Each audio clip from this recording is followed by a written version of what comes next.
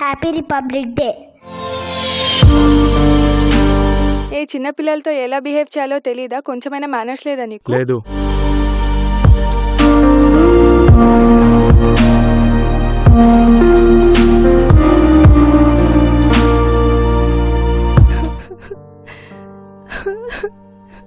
ఏమైందక్క ఏడుస్తున్నావు? అక్క అక్క ఏమైంది? ఎందుకు ఏడుస్తున్నావు? ఏమోరా, వచ్చినప్పటి నుండి ఏడుస్తుంది. ఎంత అడిగినా చెప్పట్లేదు.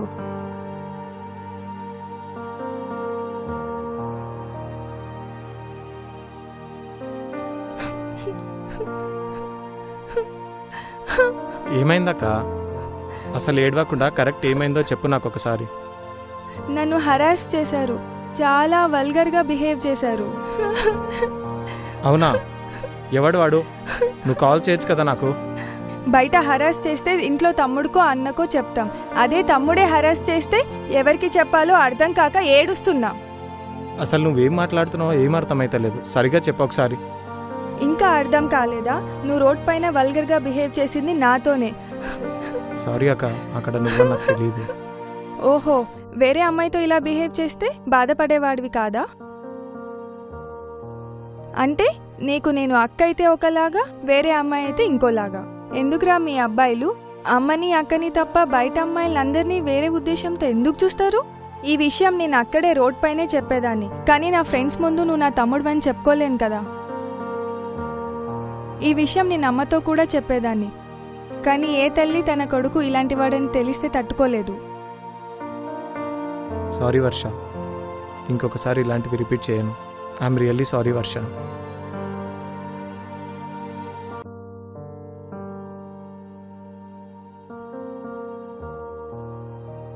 అన్నా, ఇక్కడ చిన్న పాప గ్రీన్ కలర్ డ్రెస్తో కనిపించిందా? తెలీదు బాబు, చూడలేదు.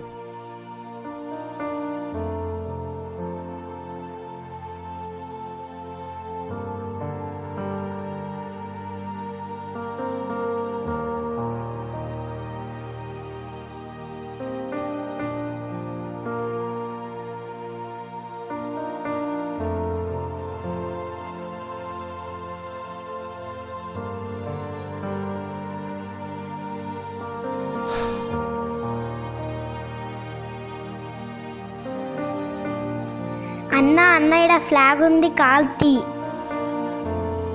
అన్న ఫ్లాగ్స్ ఎక్కడ పడితే అక్కడ పాడేయకండి. అప్పటి నుంచి నీకోసమే వెతుకుతున్నా. ఒక్కరోజు మన జాతీయ జెండాని యూజ్ చేసి తర్వాత ఎక్కడంటే అక్కడ పాడేస్తాం.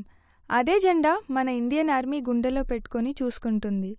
సో మనమందరం జెండా ఎక్కడ కింద పడ్డా తీసి సేఫ్ ప్లేస్లో పెట్టాలి అని మన ఈ జై ఉద్దేశం. జై హింద్.